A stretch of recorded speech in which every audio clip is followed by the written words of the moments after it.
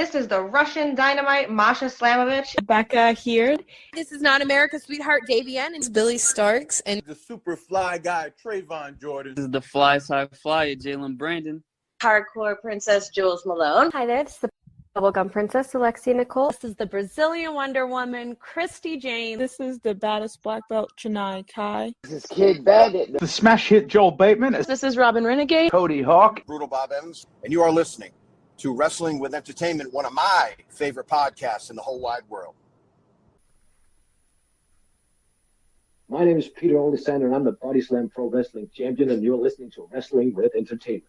Hello, and welcome to the show. It's Wrestling with Entertainment, the only audio experience and the web today, the trusted choice for interviewing all your favorite wrestlers every Tuesday and Wednesday on YouTube and Castbox, sponsored by Rogue Energy and Player One Coffee. I'm, of course, your host, James J., and it's a great day for wrestling, because we are wrestling with Peter Olisander. Hell yeah, brother. You're wrestling with Peter Olisander now. Hell yeah. A pro wrestler from Denmark, and you can find me on Instagram, Twitter, or X as it's called now, Facebook as well, at Peter Olisander. And where can we find merchandise as well? Merchandise. Oh, go to bodyslamprowrestling.dk. All right. And where can we find you event-wise coming up? Oh, well, in a week or so, I'm going to be in Viborg, Denmark, and come August, we're going to be in Copenhagen again during our annual Scandi Grabs Invitational Tournament. We actually had a lot of dates, but mostly in the big cities of Denmark. Aalborg, Aarhus, Copenhagen. That's where you'll find me most. All right. And you don't even have to go looking for his social media. All of the links to all his social media will be in the description of the video below, both on YouTube and Castbox. And one more thing, if you want to watch some Bodyslam Pro Wrestling, you can go on iwtv.com. We have our shows put out there, if you're curious. Oh, yeah. Yeah, that's that. All right. And let's get into it. You work for Bodyslam Pro Wrestling. Can you tell us about your relationship with the company? Well, it actually started with that I found out that there was pro wrestling in Denmark. This little country that's in between Norway, Sweden, and Germany, right smack dab in the middle. And I believe it was in December 2015, I went to see a show in Aalborg. I live in North Jutland, and Aalborg is the big city there. Didn't really know what to expect of it because it's Danish wrestling. What I thought at the moment was I shouldn't expect like WWE level performances. Right. However, I stand corrected because these people, they just amazed me. I mean, it was a spectacular show. They worked their asses off, put on a great show, still memorable to this day. And, well, then I found out that I could train wrestling in Denmark. And rest is mostly history. Started training, debuted December 2016. And, well, it was, I found out it was just as fun doing as it was looking at it. And, since 2016, you've had quite the career in Bodyslam Pro Wrestling. You are currently the Bodyslam champion. It's yes. Your third time as champion, and we'll kind of get into that in a moment. But what did it mean to you to win the championship once again? Well, it means a lot. I'm pretty honored they want to put the title on me again. Yeah. So yeah, it's the best word I have for it. A great honor because now I have the ball in my court. Now I'm running with it for as long as I can. Being a great heel, trying to be a great heel, and I'm such a heel that I actually can't wait for the pop to come when I finally lose the title to a great babyface. So yeah. Well, I mean, you. It's just. Oh, continue. Sorry. No, continue. Oh, it just means a lot. It just means a lot. That's where I'm getting at. Well, you definitely beat a great babyface in Alice Inc. Yes, it was a very emotional and heated moment, and it's a moment that I personally will never forget. Not, beating her, so to speak, but just the emotions that just went wild in Pumpehuset in Copenhagen, especially when Easy Lover turned heel. I mean, are you kidding me? It was wild. I had beer thrown at me. So I guess people were pretty invested in that particular moment. Let's kind of go back to your first time winning the Bodyslam championship. Obviously your first time, watching pro wrestling live was Bodyslam, and then here you are winning their championship. Was that kind of like a full circle moment?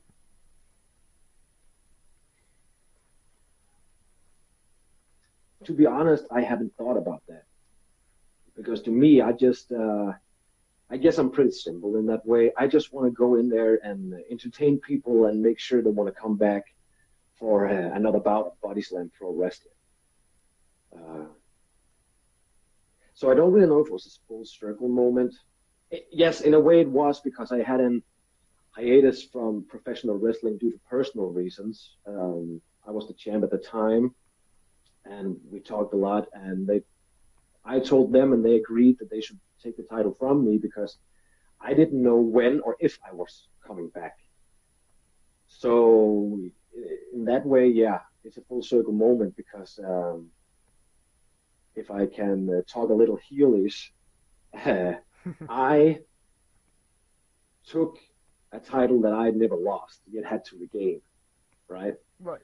So in that way, yeah, it's a full circle moment. Was the reason... Let's call it that. When you vacated, was it an injury? What kind of made you have to relinquish? It was a... I don't want to go into too much of a detail because it might get a little eerie, but where I was living at the time, there was an accident. And I reacted on that accident, and it was the whole 9 yard. I mean, it was CPR and ambulances, police officers, all that shit. And after a couple of months, I didn't really work through the experience I had during that fateful afternoon. So I got struck with PTSD out of nowhere. Yeah. That's the gist of it. I got and there really isn't any recovery time on that. Right. So, yeah. But I'm fine now. I'm fine. Worked through it, came back, all that. Yeah. So. Now, I mentioned, this is your third time winning the Bodyslam championship. You're the first and only person to win it 2 times. And you're the first and only person to win it 3 times. And you are currently the longest reigning Bodyslam champion as well, with 889 days. So, all of those stats, everything that I just mentioned, what does that kind of mean to you? It's, if you asked me in 2016, I would never fathom that I would get that far. And also, if you asked me before that, I wouldn't believe it if you told me that would be a place where I was in today. I think it hadn't really sunk in yet, I guess. I'm just... Me of all people, I'm very honored by it. Very. Really. And I will do whatever I can not to disappoint now that they've given me this opportunity. So, yeah.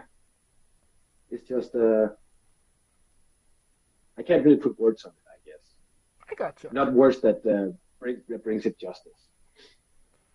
Well, maybe you can find the words about your faction. You are somewhat of a cult of personality, Yes. to say the least.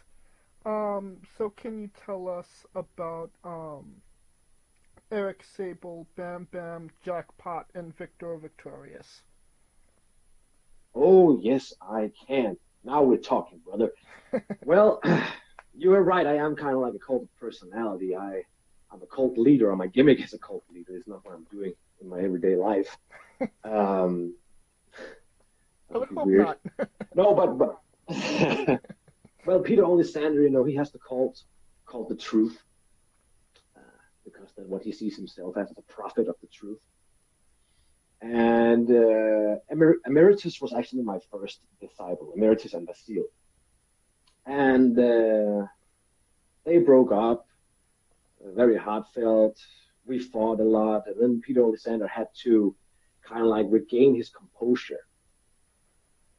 And Easy Lovers, Eric Sable, Bam Bam, and Jackpot were on a losing streak. So they were pretty bruised. So I guess they were pretty easy to convince about this conspiracy at all, how they were the reason for their downfall as well. And Victor, a big dude, he's Olisander's insurance policy. People start asking too many questions. Victor will be the last face that they see. So now the cult has moved from this religious kind of cult to a conspiratorial kind of cult to, I guess, a doomsday cult called Kollaps.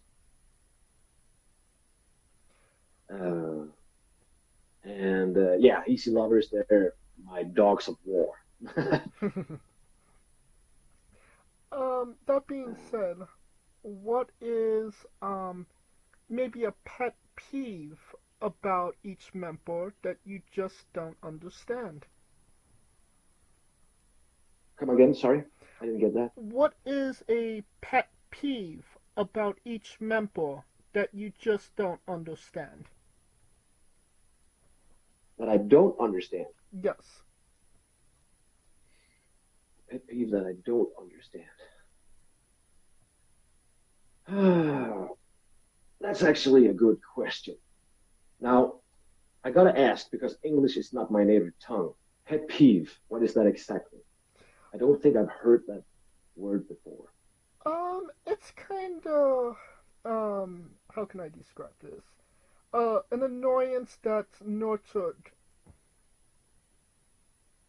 Something that you just something that you find annoying about each member, but not necessarily something you dislike about them, but maybe something you just don't understand, but it kind of gets on your nerves.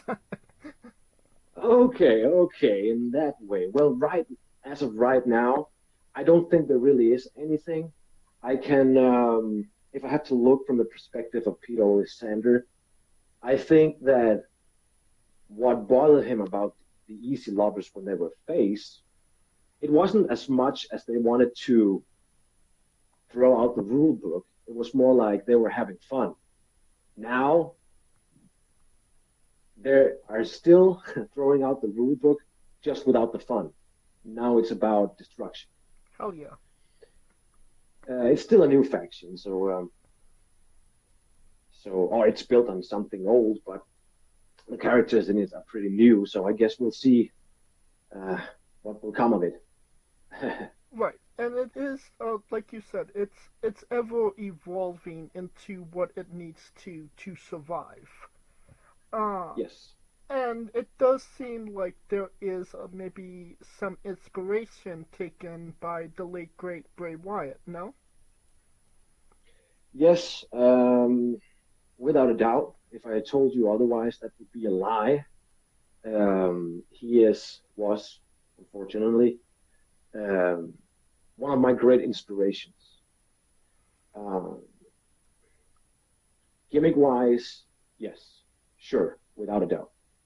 But mostly because of his creative abilities. I always, in a healthy way, I've envied the creative genius he had.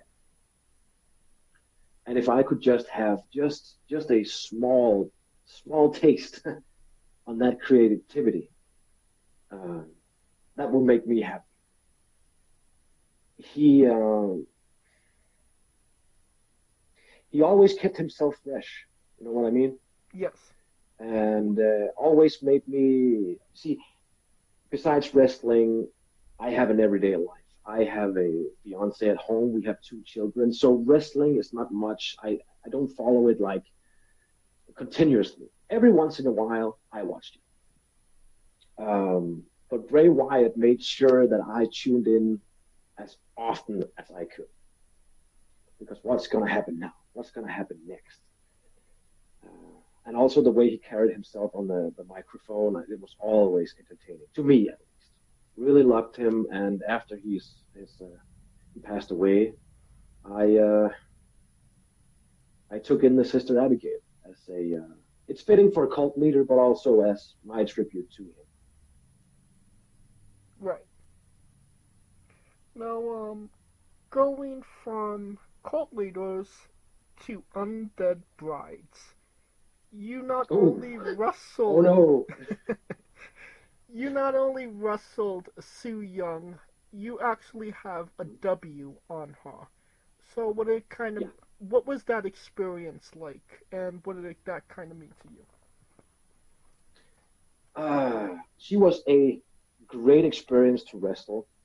A phenomenal worker. I do not have a bad word about her at all. Very professional. I mean, it was just a nice experience to wrestle her, really.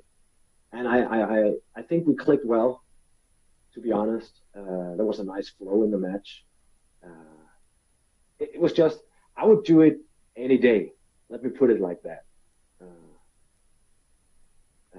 I didn't really care about the W or the L, to be honest. It was more like the experience of working with her. Feeling how she worked in the ring.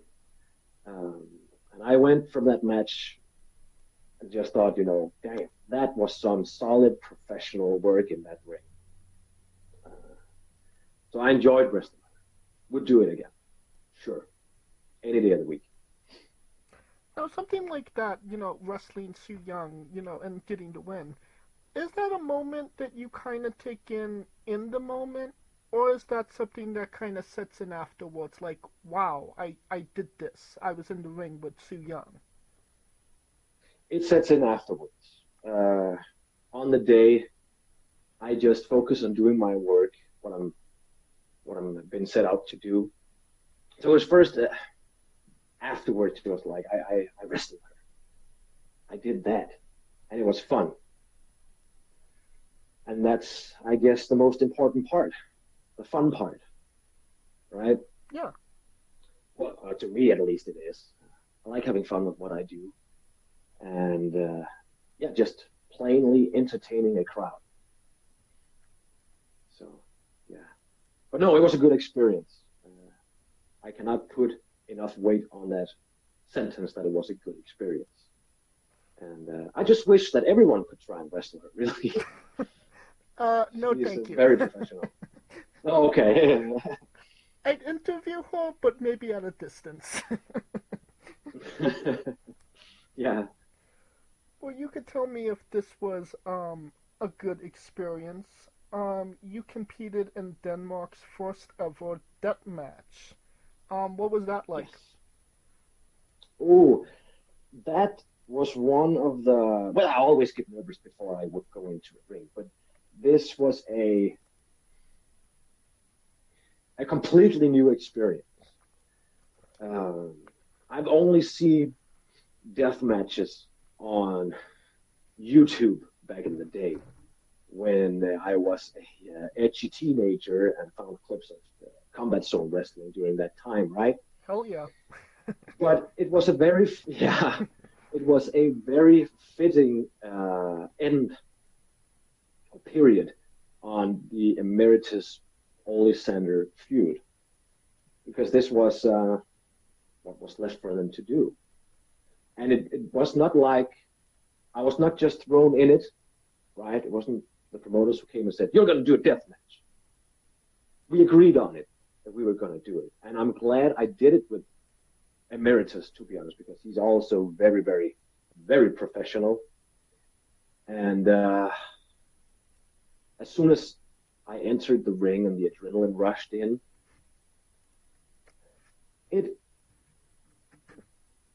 how do I put it?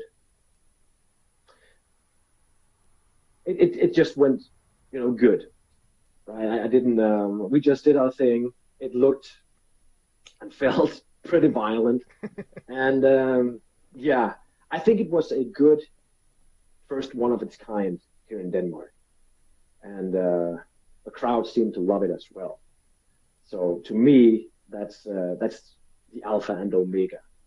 If we do something that makes the crowd want to come back, then I'm happy. Then I'm one happy camper. That being said, would you do another death match? Yeah. If it's with a guy like Emeritus, sure. I would. Was there? It hasn't. Oh, continue. Sorry. I cut you off. Oh, yeah. I mean, it. Where was I going with this? I'm just rambling, I guess. But yeah, no, that death match didn't scare me away from another one. Sure. So yeah, I would do one more. Was there anything in that first death match that you did that you were like, maybe I won't do this in the second one, or was there something maybe pitched in prior that you were like, no, I'm not doing that? I was pretty nervous about going through the glass, to be honest. But again, adrenaline kicks in, the heat of the moment, let's just do it. That's kind of like how I judge my spots, so to speak. There is the no-goes where I can feel, no, we're not doing that. There is the sure yes, it's like, we can do that. And then there is the heat of the moment, we can do it. And the glass was the heat of the moment kind of spot. But I was pretty damn nervous when we were about to go through the glass because it's pretty wild and chaotic, You can't really control how glass breaks. So anything could happen when we went through it. So I just held my breath and took it. And then the EMTs were pulling out glass everywhere afterwards. But yeah, we came through it, as good as you can from a death match. One thing did happen though, where I got pretty scared. I was laying in the ring, and Emeritus were about to slide in a hell of a lot of chairs, and one of the chairs were sliding pretty darn good. So the chair leg hit me directly, in my back head. Oh. Yeah, it hurt. And but we got up and we continued, and then the ref tells me, "Peter, you're bleeding from the back of your head." And I put my hand there, and I could just see on my wrist tape that I'm bleeding a lot. So I just thought, "Fuck, how big is this?" I can't really feel it from the long hair. How big is it, and do I have a possibly concussion? So I had to feel myself the rest of the match. Did I get dizzy, headache? If I started to throw up, that was probably the scariest moment, to be honest. A concussion is no child's play. No, definitely not. But I came through it just fine. EMTs, checked me for concussions afterwards. So they didn't find any sign of it, but told me if any signs came up later, of course, see a doctor and stuff like that. But luckily, nothing happened. All right. Now, you competed for WXW, and for anybody that doesn't know, a lot of their events are on the WWE Network and Peacock. So you were on some of the events that are now on WWE Peacock. How does that Oh, feel? really? Yeah. I didn't know. That feels kind of nice. Thank you for enlightening me. No, it feels pretty good actually. That just made my day, I guess.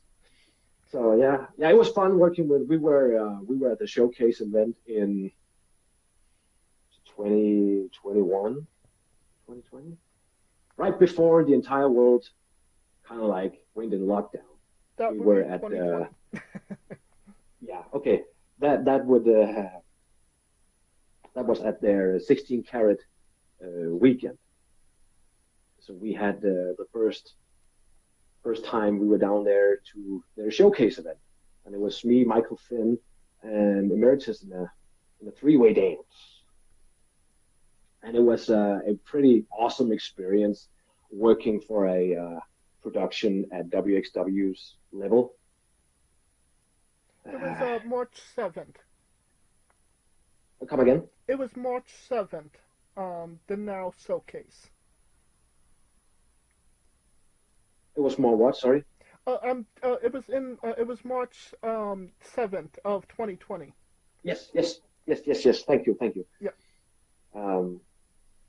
So yeah, pretty good weekend, pretty fun. But again, it was a great experience trying to work for such a big promotion or at that production level. Never tried that before. There were many things that we had to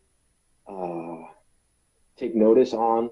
Like we really had to, and I think that's pretty good experience. Having a ref controlling the match, telling us, go home, guys, or whatever, because we had a pretty tight schedule. It's not like they were. Oh, how do I say this without sounding bad? It's not like you can't go like these 2 minutes over time and it's okay. Down there, it was like, this is the time you have. It's strict. Because it's very strict in a good way. So I got to try that. I remember Michael Finn pulling me in. I can't remember my position. Was I on apron or something? Doesn't matter. He pulled me in and he told me like 2 minutes left.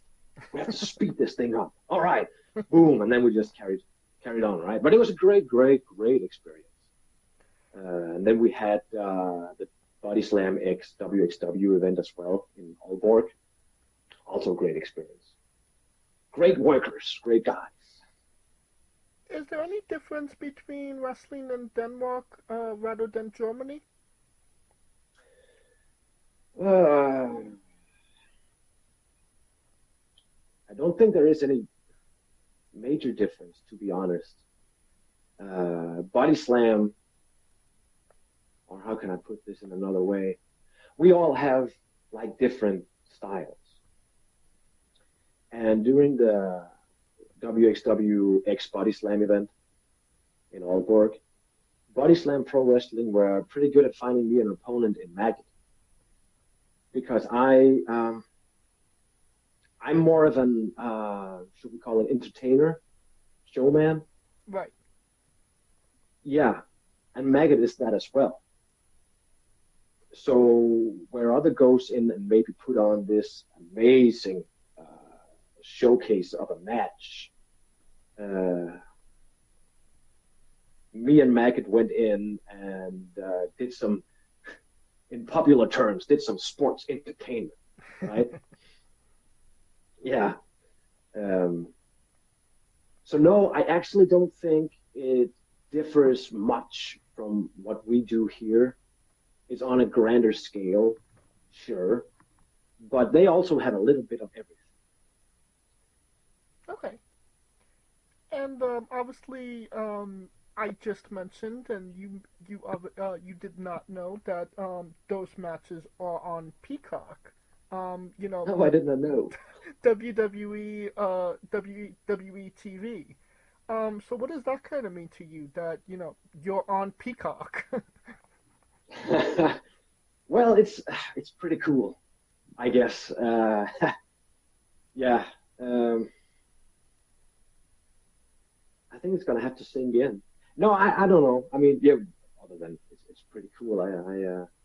It's kind of like look at me. I'm on WWE Peacock. Yeah, I guess that's the best way I can put it, really. Didn't know. Should I go find myself? Be a mark for myself?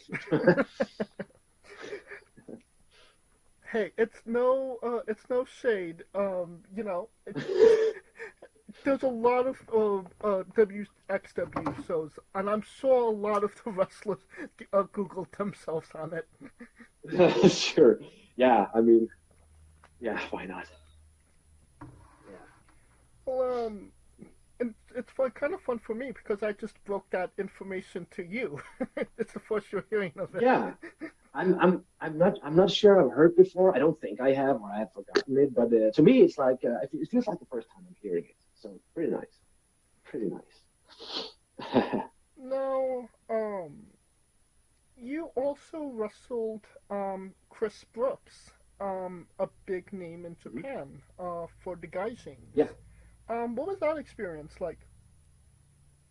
It was in 2017, I believe, where we had a tornado tag team match. No holds barred and everything. It was my very first, let's call it spot fest.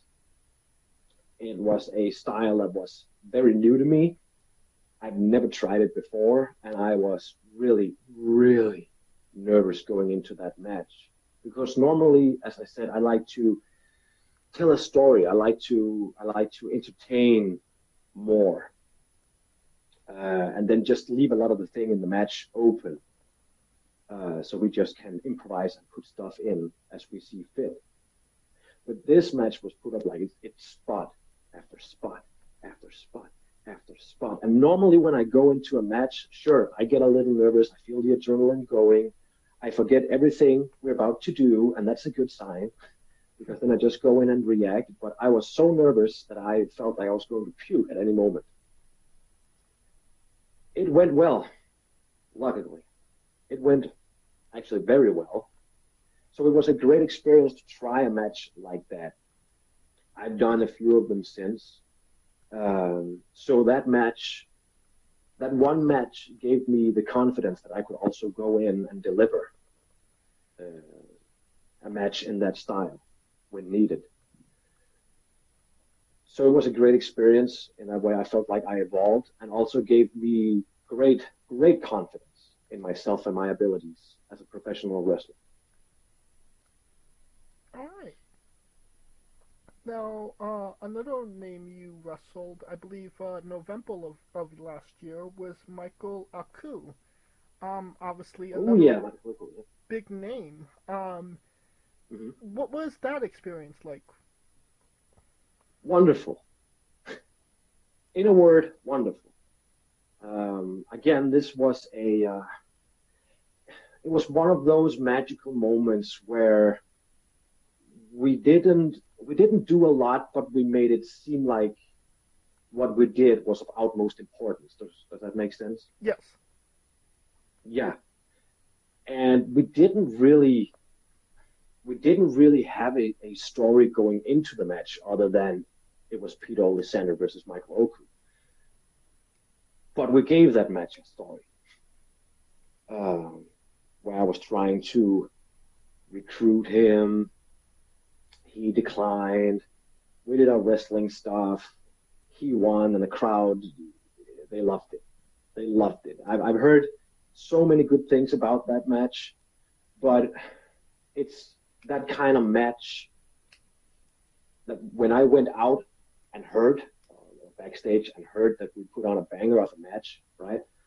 Where I just thought, well, we just had a simple match, a tit for tat. But when I see it, I can see what they mean. I tried having that feeling once before with Emeritus. It was me and Emeritus versus the Sunshine Machine in a tag match, where we also went backstage afterwards, and people were like, that was fucking awesome, and we just felt like we just had a simple little tag match.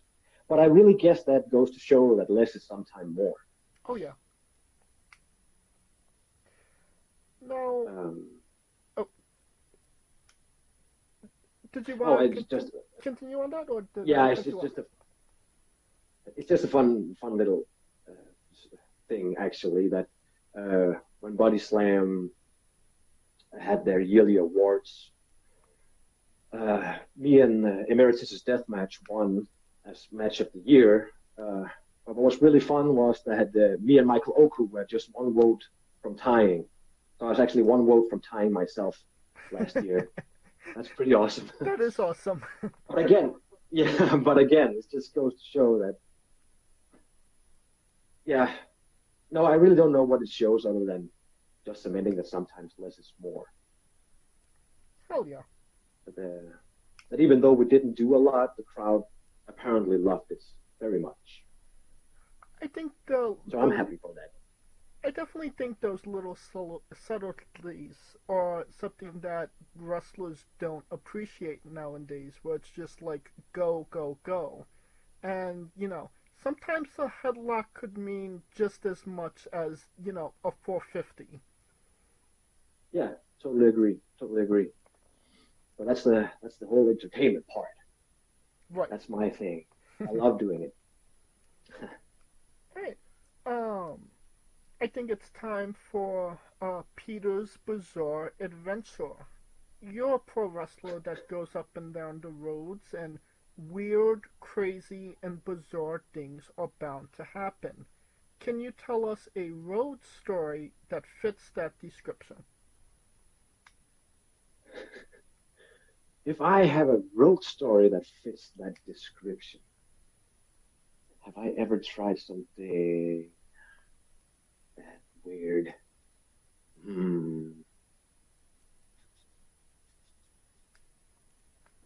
I am not sure. I'm sorry, but I'm actually not sure if I have something wild and crazy stuff of road trip stories to tell. Do I? Well, I can just say, when we're on the road, I like to have fun, really. But have I tried something weird? Maybe I have. Maybe I just can't remember. Maybe it's so weird that I don't want to remember. I don't know. You're blocking it out. Yeah, I'm just blocking it out. No. We could come back to it if you need time to think. Yeah. Let's try and come back to it. It's just me and the boys having a lot of fun. Yes. All right. So, can you tell us about your love of comic books? Haha. Yes, I can. It's one of those childhood things that you never really let go of. So yeah, I just again, it's entertaining. So I enjoy comic books. It's actually been quite a while since I last bought one. Maybe I should get into that again. But yeah, I have quite the collection. Mostly, I enjoy reading The Preacher. I can't speak good enough on that. I think it's something that everyone should try and read, really. Mostly because that I've heard that if you're not a comic fan, when you read The Preacher, you're not going to be a comic fan, but you're going to be a Preacher fan. That's how well written it is. Anything Garth Ennis, really. I mean, for a guy that really hates superheroes, he writes one hell of a story. He's also the writer of The Boys, FYI. Oh, yeah. Which is funny, Do you because read that's comics? a superhero, but that's a superhero, so... Yeah. But yeah, Garth Ennis is known for hating superheroes, so he probably writes. Maybe that's why he writes pretty well, I don't know. I know that you're... Do you read comics? Oh, yeah. I'm a big... I kind of prefer DC Comics, Batman, the Batman family. Oh, okay. Things of that nature. Nice. Nice. I did notice that you like yourself some John Constantine as well. Ooh, yes, the Hellblazer. Yes. Yes, love him. Don't know why. I think maybe it's because no, I really don't know why. There's just something in him that speaks to me, I guess. I mean, he's a bit of a cult of personality himself. Yeah, he is, and he's very human-like, to be honest. I remember reading one issue. He's witnessing something bad happening, and he's like, I should interfere. but he freezes in fear and doesn't do anything. And that episode ends with him, telling himself that he's such a coward. And that's pretty human-like. He's not that hero that just run into the unknown to defeat evil. No. He gets scared too. I'm curious, did you see, he had a bit of a run on the DC CW shows. Did you catch those? No, I did not. Okay. Well, it might be, if you're a Constantine fan, he is a lot in those shows, so you might want to nice. give them a watch. Yeah, most definitely. Love me some Constantine. Right. Is there anything that you don't have yet that you're looking to get in your comic collection? Yes, actually there is. If you haven't read it, you definitely should. It's called The Department of Truth. I have the first 2 out of 4 issues. Have you heard about it? I don't believe I have. Okay, well, it's about this guy who it's pretty. How do I put it? It's a pretty long-haired story, but very interesting. They play with some ideas, but it's about this guy. He's looking into. He likes to look into conspiracy theories, just for fun. And suddenly he gets hired by Lee Harvey Oswald, a guy who, shot John F. Kennedy. Only in this comic, he hasn't done it. He's actually running the Department of Truth, trying to protect people from conspiracy theories, because the more people believe in said theories, the more real they get. Like, for instance, there is a counter department who wants these conspiracies to be real, so they actually take him out to Antarctica. Is that what it's called? Yes. And shows him the ice wall, because more and more people believe in the flat Earth. So the Earth is becoming more and more flat. I mean, I know how it sounds. It sounds pretty fucking weird, but it's so well written and interesting.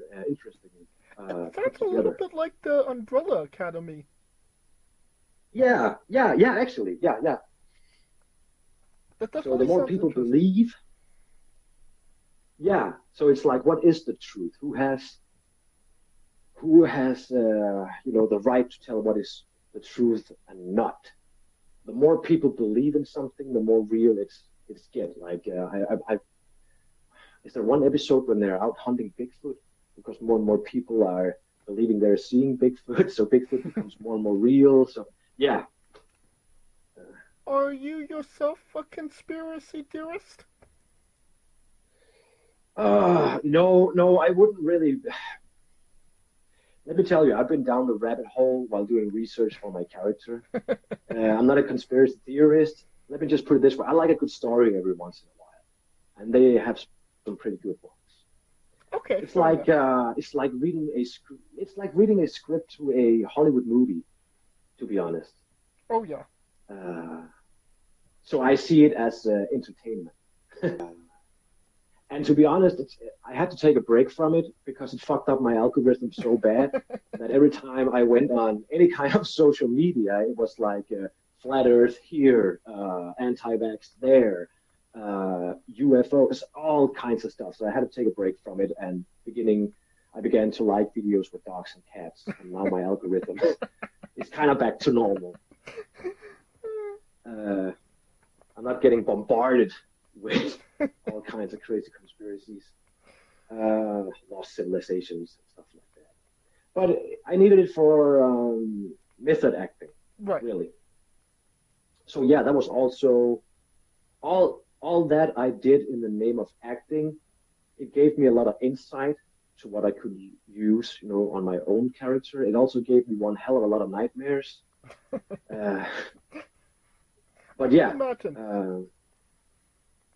Come again, sorry. I said I could imagine. Yeah, hell of a lot of nightmares. But yeah, now I've sewn together a great cult leader. Yeah. But yeah, all that is what I do in the, can call it, in the name of acting. All right. Then I try different things. Does this work for me? No, it doesn't. Let's discard that, find something new.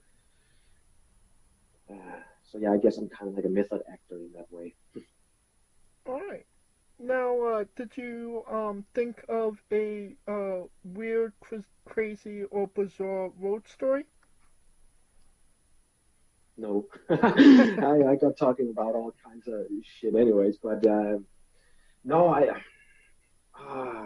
not sure I have one. As I said, maybe I do and just forgotten about it. Fair enough. Has a car broke down? Yes, it has, but not with me in it. So that's not really my story. Okay, well, I have one. Okay, I could come up with one. Okay. Not come up with one. One comes to mind. It's as I was teasing that I was going up against Alice. We did the whole Alice in Wonderland theme where I had people come in bunny masks. Yes.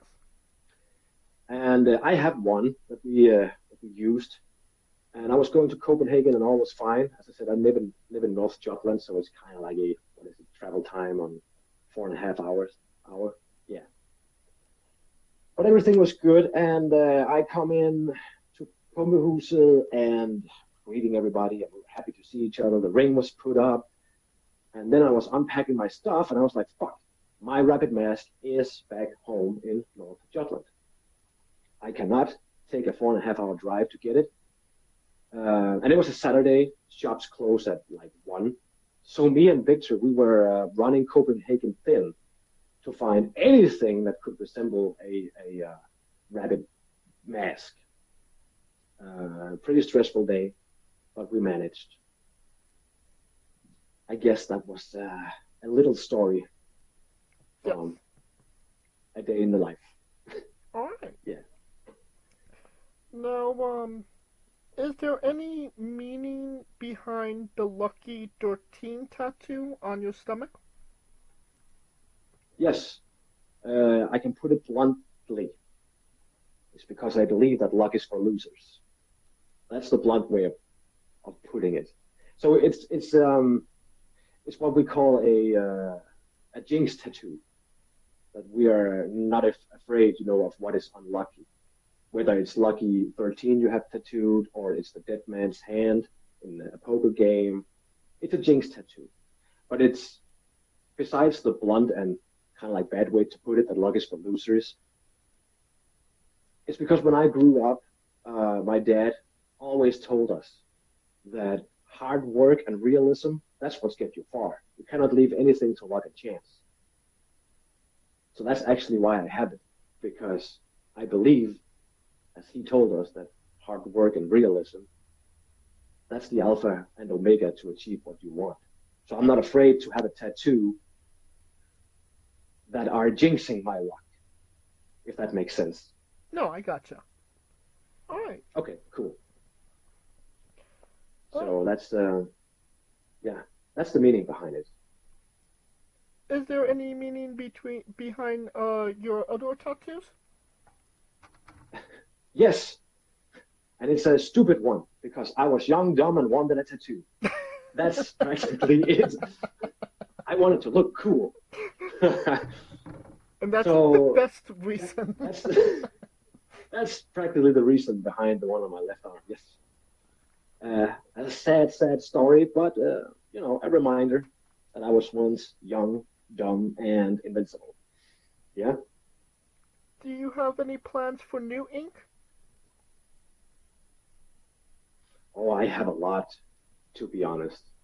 I would like some more jinx tattoos, but it's like when I get an idea, and I know this from personal experience, when I get an idea, I have to sleep on it for a few days. If the idea still persists, then I should act on it. I know if I act on an idea as quickly as I get it, I probably will regret it. So whenever I don't know why, And I'm probably not the only one in the world feeling this way, but as soon as I get an idea, it just cannot go quick enough for it to be realized. But I also know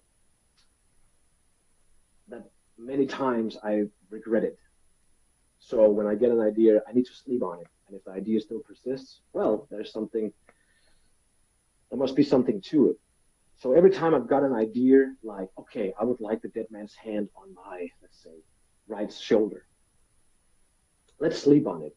Then I sleep on it for a couple of days, and it's like, nah, probably not on my shoulder.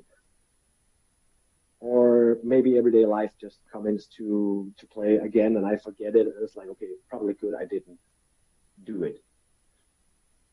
So That's actually a great way to think of things. Oh, thank you. And as I said, it's from bitter experience. All right. Now, can you tell us about your love of the Breakfast Club? Yes, I can. First of all, it's my, the song "Don't You Forget About Me," favorite song of all time. Believe it or not, I can hear it over and over and over and over again. And the movie is just, I don't know, there's something magical about it. Like all these, have you seen it? Of course. Of course. You're a man of great culture. But all these different personalities, they're like night and day. But at the end, like as it says in the letter, we might not have anything in common, but we did find one thing, and that was each other. That's just fucking beautiful. Really, it is. That they could take shall we call it low budget movie, and make it so good just by storytelling that it just went through the roof when it went out to cinemas. And again, I think that's the key word, storytelling. Right. I don't care how good a movie or game or whatever looks. If the story's there, I'm gonna love it. I'm gonna love it. Oh yeah. Yeah, it's like I don't really have any concrete examples, but I've talked to people before, and they're like, they can't watch this movie because it doesn't look good. No, but the story, my friend, story. That's why we're. But again, all people are different, which is fine. I'm just there for the great stories. I always think, it looks so old is such a weak excuse for not seeing something. Oh yeah, exactly. Yeah, I know what you mean. No, I like old movies because they're also more often than not, pretty simple, right, to follow. It's not like a modern thriller where you have all these twists and turns. Now here's a bad example, but I love his movie to death. Clint Eastwood movies. I mean, I love it. Dirty Harry, the Dollar Trilogy, because we have a good guy there, we have a bad guy there, and they're going to duke it out, and the good guys are winning. The end. Such an easy movie to watch. Oh, yeah. You know what I mean? Yeah. I guess it's coming with age. I don't know. I like it simple. Recognizable. I definitely agree with you on that front. Sometimes you don't want to have to think about what you're watching. Sometimes you just want to watch it and enjoy it. Yeah, exactly. Just, entertain me, please. Yes. Don't make me think too much. I find that being harder and harder to find in 2024. Oh, you're probably right. I'm 33 now, and I guess I stopped evolving when I was, 27. I'm just stuck in a time bubble. So yeah. But yeah, no, it's good to hear there are other people out there like me that appreciate something simple and easy to watch and digest. Let's call it that. And that's a great transition into the colossal question. Let's say they're making a movie about you. every movie has a soundtrack. What would be the first 3 songs on your movie soundtrack? That's a really good question. Okay, let's see. To the end credits, I would like for a freeze frame with me with one fist in the air, and then Don't You Forget About Me. That's gonna be the end of it. Okay. What are the others? Is it a movie about? So what was about me? So I guess both personal life and wrestling. Okay, let's see. Maybe I'll go with what have meant a lot to me. Simple Man. Yeah, Simple Man would also be one. Okay. Whether it's, I like the version Shinedown made. Very, very, very good. What should the last one be? You know, I'm a great lover of music. I am. So I'm going through my library right now. Simple Man, Don't You Forget About Me, and what should the last one be? It should be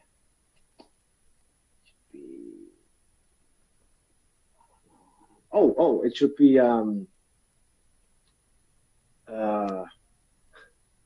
what's it called? Anemone. Made by the Brian Jonestown Massacre. Okay. So I think that cover both personal wrestling and yes, let's go with that. And a solid 3 picks, to say the least. Yeah. Now that we have the soundtrack down, everybody knows you get the soundtrack down first, then you write the script, and then you go to casting. Who would play Peter? And you can't say yourself because you are obligated to make a Stan Lee-esque cameo. Well, my friend, nobody can play me. So let's see, who do we have?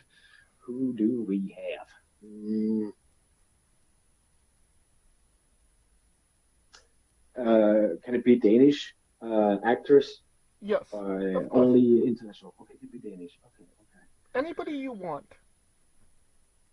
Huh. Shit, that's a hard one because there's some good Danish actors. Well, I actually think oh my, people are gonna, especially the Danish audience is probably gonna think, oh my, what an ego he has. But I think a young Mads Mikkelsen would suit that role perfectly. All right. Yeah, a young version of him. We got CGI. We could make it happen. Good.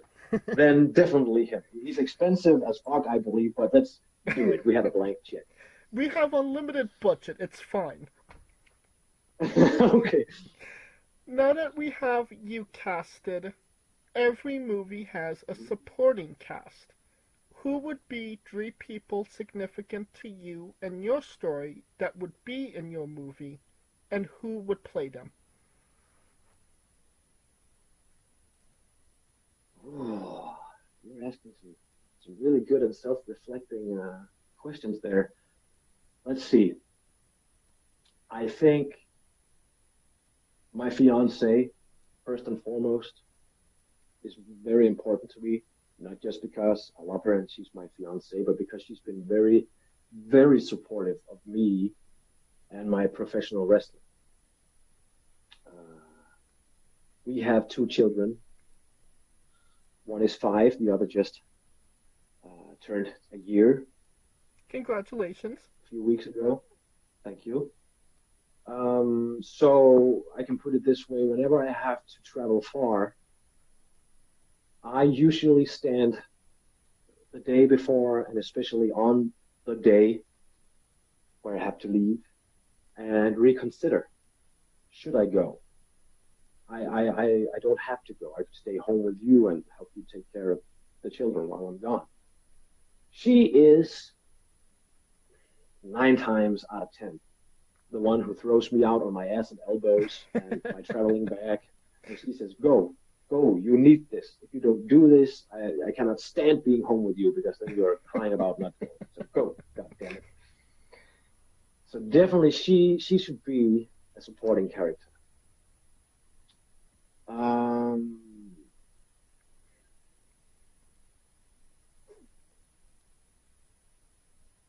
Some of my friends as well, or just one, don't really care, which I have a small group of friends who really enjoy wrestling, who I have been friends with for like years. I mean, my entire life so far. So definitely, one actor to represent them all. You know what I mean? Yes, I got you. Yes. Oh, and last but not least, I should have like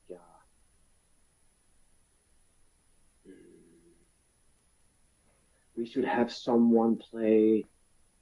And again, it's one actor representing a lot of people because there is the Bodyslam. Let's call them Danish wrestling veterans, right? Okay. Who I got to know when I started training, who taught me a lot. Also from being in the ring with them, having matches with them, stuff like that. This movie quickly turned out to evolve around wrestling, and not so much about my personal life. But fuck that. I guess that my love for it is huge. Hey, we should have one actor to kind of like resemble some of those guys as well. It's your movie. It could be whatever you want it to be. Okay. Now, who was going to play it? That was also part of the question, right? Yes, correct. Okay. Who's going to play my fiancée? That should be. Oh, what is she called? Okay, I'm gonna come back to that later. I think that for my friends, the one who represents my friend, it should also be a Danish actor. Don't know if you know him. He's been in some international movies. He's called Nikolaj Likos. Very good actor. He can play serious roles, comedy roles, drama, stuff like that. He actually sounds familiar. You've probably seen him in some international movies. He's you can look him up if you want. I probably won't. Hello? Yes, I'm here. Okay, it was just my headset who told me I was disconnected. Weird. Okay, the guy representing the fellow wrestlers. Oh, who should that be? That should be. Oh! It should be because again he's kind of like he's called Kim Bodnia. Maybe also a young version of him, a younger, because he can be tough to the bone, but also a pretty sensitive guy. Yeah, he would probably fit that role pretty well. Now back to my fiancée. That should be.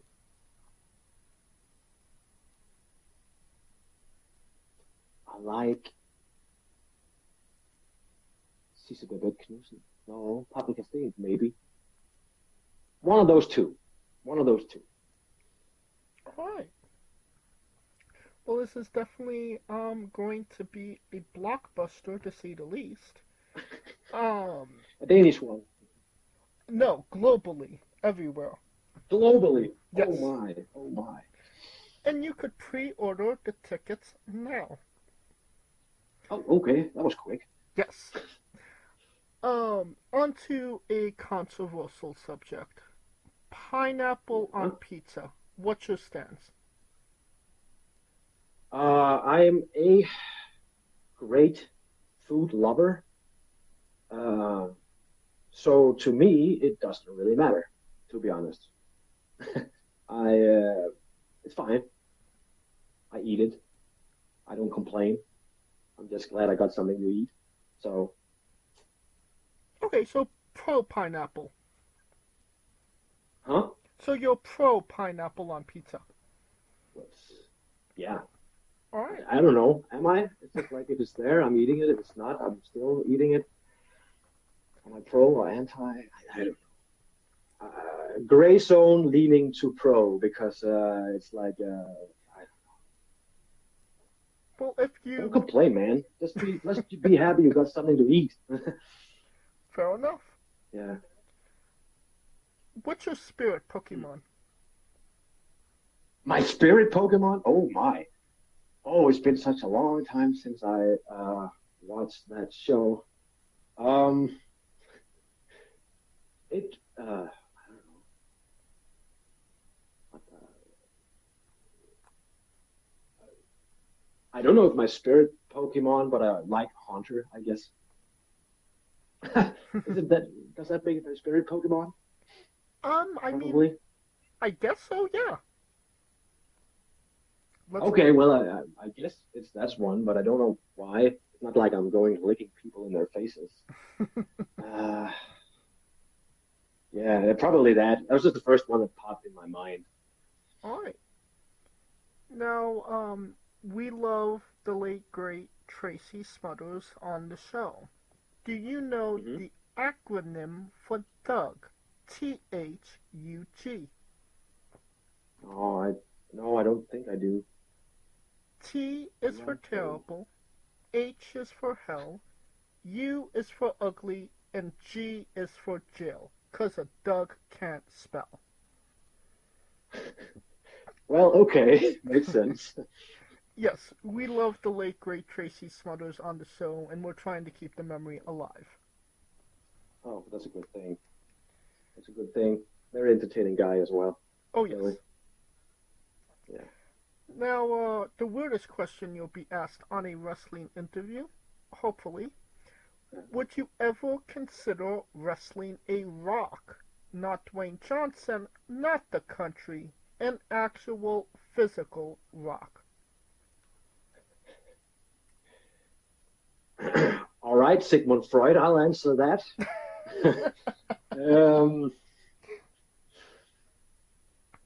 No. No, you won't? I don't think I would wrestle a Rock. I am not sure how I would ever could make that entertaining. No. A Rock? No. An actual physical Rock? Yes. No. And if Bodyslam, if you're hearing this, I'm just going to tell you, do not book me in a match against a physical Rock. Well, just for context, there is this wrestler named Psycho Mike that indeed wrestled a Rock for over 15 minutes in a Tungsten Man match. That's an Iron Man match that lasts for 2 weeks. Psycho Mike. Really? I really enjoy his work. If I need some comedy relief, I really do. But I didn't know he actually wrestled a Rock. And if only him. Only him. And if Bodyslam Wrestling is listening to this, the next time Ron Vertigo flies to Europe, I'll have him drop off the Rock to Denmark, and he'll pick it up on his way back. If they, want to book you versus the Rock. Good Lord Almighty! Of course he did that. Yes. Of course he did that. It was a spectacle, to say the least. Yeah. I believe you. On a more serious note, where do you see yourself in 5 years? Probably still wrestling for Bodyslam Pro Wrestling. I enjoy wrestling for them. Enjoy the atmosphere, both in the ring but also backstage. It's a very good atmosphere. We're having fun, tons of fun, really. Maybe I don't know. I can. If I got time for 5 years, that's a lot of time. My children are getting older. And, hopefully they can take more and more care of themselves. So maybe I'll get out more. Bodyslam has a lot of dates. It's not that, but also trying to experience other places because right now I'm pretty tied. because I have to make everyday work. Right. So too many weekend bookings means more time away from my family than a normal workday already is. Because when you think about it, you are away from the children a lot.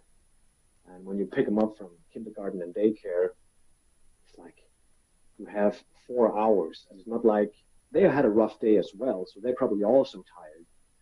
So you don't really get to spend a lot of time with them like that. That's what you use the weekend and vacations for. But as they get older and I go from being a hero to just a dad, then maybe I'll use the weekends to get out doing more wrestling, different places.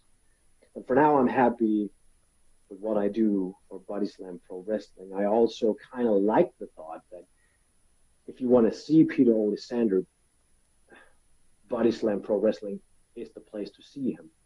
I know it's kind of like a territorial way of thinking, but I kind of like the idea that each promotion has something, there that there is their own.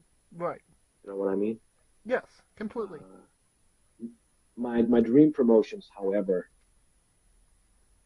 and I don't really mind if they are forever just a dream, but I like, Ohio Valley Wrestling. I really enjoy their product because their philosophy speaks to me. It reminds me a lot of Bodyslam Pro Wrestling, so it's kind of like a home away from home. Or the National Wrestling Alliance. Those are the two products I like to watch because they give me the feeling I had when I started watching wrestling. So that's kind of like my dream promotions. All right. And if they are forever just a dream, doesn't matter, really. Dreams are good to have. Yes, they are. All right. Now, is there a match people should go out of their way to see that shows what you are all about as a wrestler that you'd like them to see? If they want to, see, well, there's a little bit of everything, but if they want to see who I am as a wrestler, mostly, then they should definitely watch me versus Maggot in the Bodyslam XWXW event. Me and Michael Oku. Whatever you can find with me and Emeritus against each other, really. Me and Michael Finn, also. Great chemistry, great guy. Me and Tank, also a Danish pro wrestler. Yeah, that would be the people to, watch me against. All right. And if any of those matches are on YouTube, I will grab them and I will put them in the description of the video below, but on YouTube and Castbox. For anybody that hasn't seen them, wants to see them, wants to re-see them after this interview. And I'm pretty sure you could find some of those matches on IWTV as well. Yes, you can. You can. All right.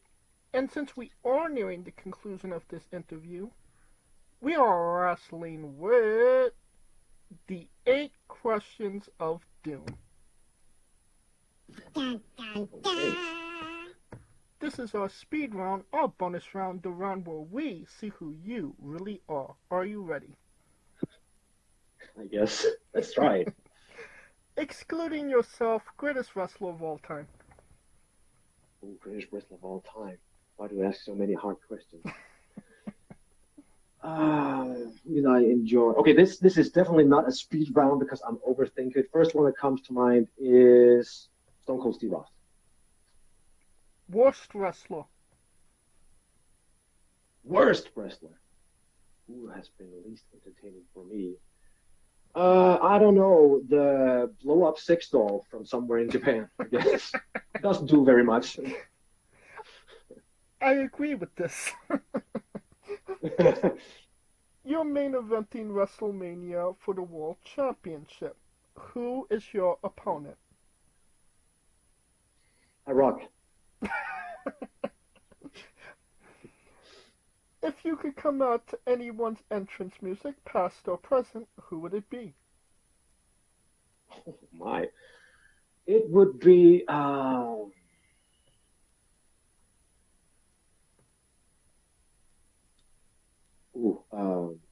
was it called? It was called Bray Wyatt's first theme. Yes, I know which one you're talking Yeah, about. you know, yeah. All right. Finish the sentence. Kayfabe is.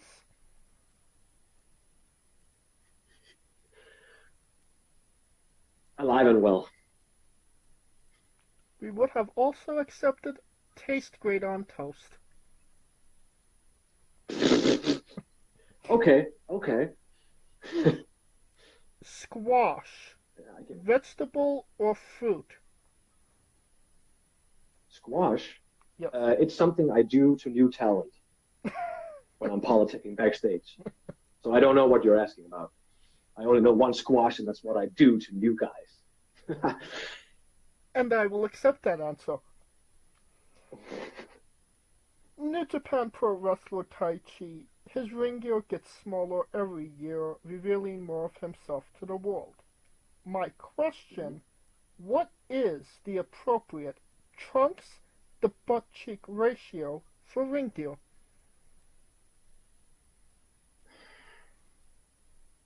Well, as long as he ain't naked, I guess everything's fine. Okay. So, not sexy yet. Yeah, let's go with that. No, not that. And the last question, the main event, the thing everybody wants to know. Have you ever had a conversation with a stranger in a supermarket about Darby Allin?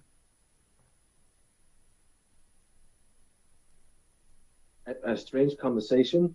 Was that what you were saying? Have you ever talked to somebody, have you ever talked to a stranger in a supermarket about Darby Allin? Oh, about Darby Allin. Sure, I do that all the time. Every time I go to the cashier, yes, I talk about Darby Allin. I mean, how can you talk about anything else? No, I haven't talked to a stranger about Darby Allin at all. Because I was going to ask you to tell us the story of your conversation about Darby Allin. Oh, well, okay. Gotta make something up then. Oh, I haven't. But it sounds like to be a good conversation starter. Hi, I'm Peter. Hi, I'm X. Yeah, have you heard about Darby Allin lately? Yeah, I should definitely try that. If you do happen to do that, please record it and send it to me. Will do. And of course, that is the correct answer. Yeah. Oh, nice. What did I win? A job well done. Oh, okay. Well, thanks, I guess. That will conclude this interview. Thank you so much for coming on and doing this with me. Oh, you're welcome. You're welcome. It was a pleasure.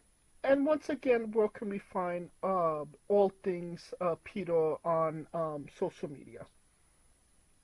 Facebook, Instagram, and X.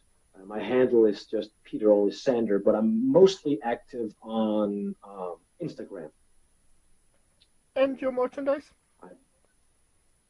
My merchandise is on Bodyslam Pro Wrestling .dk. Just look up Bodyslam Pro Wrestling on Google and it will come. They sell merchandise. And you don't even have to type it into your Google machine. All of the links to all his social media and merchandise will be in the description of the video below, both on YouTube and Castbox. Simply click the link. A new tab will appear on whatever device you are on. You have no excuse. Buy a damn shirt. And most importantly, a Kollaps shirt. That's some hot shit right now. You want to be part of the mainstream, right? You buy a Kollaps t-shirt. Just saying. Hell yeah. Just saying, you don't want to be left out. Join the cult. Yes. I mean, no, it's not a cult. It's a way of life. What the hell are you talking about? What kind of podcast is this? Spewing out lies. What makes you think this is a podcast? This is an audio experience. Get it right. Oh, God. I thought it was, delete everything. I don't want to, I know, I'm just kidding. Thank you for listening. If you like what we're doing, please like, subscribe, comment, both on YouTube and Castbox. This was, of course, sponsored by Rogue Energy and Player One Coffee. Join us next Tuesday and Wednesday for new incredible interviews. And follow the show at Wrestling with E, both on X, Thread, and Instagram, for information on who we're interviewing, when we're interviewing them, links to those interviews, and so much more. Follow me personally at JamesJ993. Alright, when I say wrestling with, you say entertainment, okay? Yeah. Alright. For our very special guest, Peter Olisander, Coleco Yacht, Scooter Dust, I'm James J, and this has been Wrestling with Entertainment. Hey folks, this is the Colossal Mike Law, and you are listening to Wrestling with Entertainment. Enjoy the show, support these guys. We appreciate it very much. We'll see you at ringside.